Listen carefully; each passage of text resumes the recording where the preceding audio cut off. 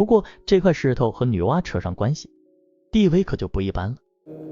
Found unfit to repair the azure sky. 那挖黄只用了36500块，单单是传说很久以前女娲补天用了很多的石头，单单有一块石头没用上，这可能是工程预算的错误，还好材料总算是够了。不过这块石头和女娲扯上关系，地位可就不一般了。女娲随手把这块石头扔在了大荒山无稽崖青埂峰下。无稽崖是不是无稽之谈的意思？有可能啊，和西游记里的石猴一样，时间一长，这块石头就有了灵性。好弟兄们都去补天了，他很寂寞也很无聊，于是就自怨自艾，埋怨自己没有才能去补天。这一天来了一个和尚和一个道士，和尚与道士这样团结挺让人奇怪的。两个人坐下来边休息边闲谈，谈着谈着就谈到了人间的荣华富贵，说得非常热闹。这块石头听了就有些羡慕，请求说，两位大师，你们法力无边，帮我到人间走一趟吧，让我开开眼，也不白活一回呀。两位大师忙劝阻，人间有欢乐更有痛苦，还是不要去的好。石头不停地苦苦哀求，和尚气得就骂，蠢货笨猪，你非要去就让你去，到时候肠子别悔青了就行。他说着吹口气，这石头就变成了一块宝玉。和尚怕别人把美玉当普通石头给扔了，又刻上了2行字，这块玉就是贾宝玉的那块玉吧？应该吧，你接着看啊。石头不放心，追着问，大师你要把我送哪里去？和尚似乎有些不高兴，说，送哪里到了你就知道了，不过保证是个富贵人家，你就等着好好享受吧。不知过了多少年，有个空空道士路过青埂峰，见到了那块补天剩下的石头，石头上还刻着一些字，无才可去补苍天，枉入红尘若许年，此系身前身后事，欠谁寄去坐其船。大致翻译一下，本来我就没有才能去补破掉的天，白到人间这么多年，这是我许多辈子的故事，请有心之人帮我记并流传后世。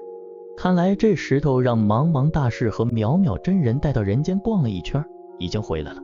Long ago, when the goddess Nuwa was repairing the sky, she melted down a great quantity of rock, and on the incredible crags of the great Fable Mountains molded into 36,501 large building blocks, each measuring 72 feet by 144 feet square. She used the 36,500 of these blocks in the course of her building operations, leaving a single odd block unused, which lay all on its own at the foot of the Green Sickness Peak in the aforementioned mountains. Now this block of stone, having undergone the melting and molding of the goddess, possessed magic powers. It could move about at will and could grow or shrink to any size it wanted. Observing that all the other blocks had been used for celestial repairs, and that it was the only one to have been rejected as unworthy, it became filled with shame and resentment, and passed its days in sorrow and lamentation. One day, in the midst of its lamentings, it saw a monk and a Taoist approaching from a great distance, each of them remarkable for certain eccentricities of manner and appearance. When they arrived at the foot of the Green Sickness Peak, they sat down on the ground and began to talk. The monk, catching sight of a lustrous, translucent stone, it was in fact the rejected building block, which had now shrunk itself to the size of a fan pendant and looked very attractive in its new shape, took it up on the palm of his hand and addressed it with a smile. "Ha! I see you have magical properties, but nothing to recommend you. I shall have to cut a few words on you so that anyone seeing you will know at once that you are something special. After that, I shall take you to a certain brilliant, successful, poetical, cultivated, aristocratic, elegant, delectable, luxurious, opulent locality on a little trip. The stone was delighted. What words will you cut? Where is this place you will take me? I beg to be enlightened. Do not ask, replied the monk, with a laugh. You will know soon enough when the time comes. And with that he slipped the stone into his sleeve and set off at a great pace with the Taoist. But where they both went to, I have no idea. Countless eons went by, and a certain Taoist named Vanitas, in quest of the secret of immortality, chanced to be passing below that same green sickness peak in the incredible crags of the great Fable Mountains, when he caught sight of a large stone standing there, on which the characters of a long inscription were clearly discernible. Vanitas read the inscription through from beginning to end, and learned that this was once a lifeless stone block, which had been found unworthy to repair the sky, but which had magically transformed its shape, and had been taken down by the Buddhist Mahasattva Imperioso, and the Taoist Illuminate Mysterioso, into the world of the mortals, where it had lived out the life of a man before finally attaining nirvana and returning to the other shore.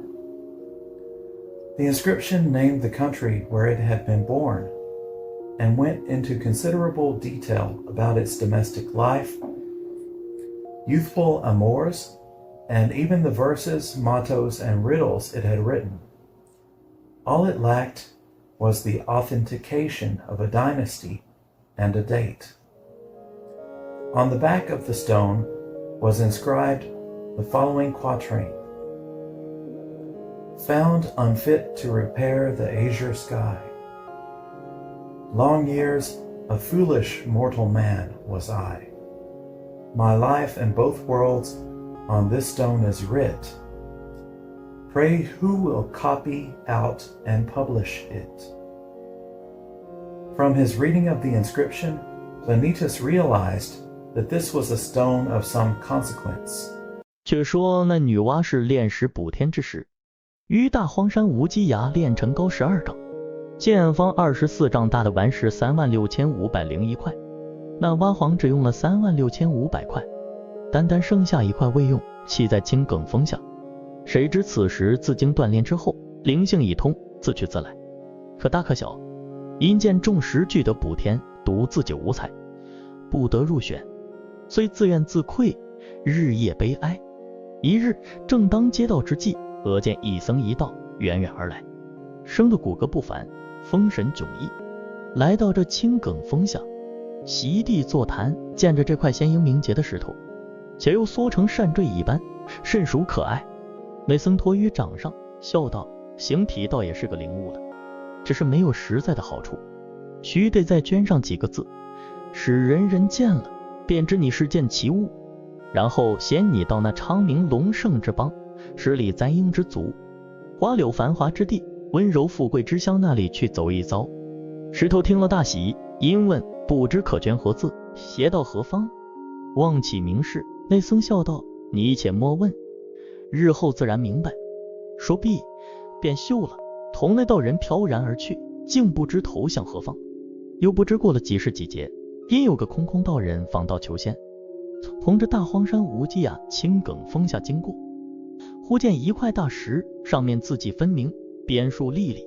空空道人乃从头一看，原来是五彩补天，唤形入室，被那茫茫大士渺渺真人携入红尘，引登彼岸的一块顽石，上面续注堕落之乡，口胎之处以及家庭琐事，闺阁闲情，诗词密语，倒还全背，只是朝代年纪失落无考。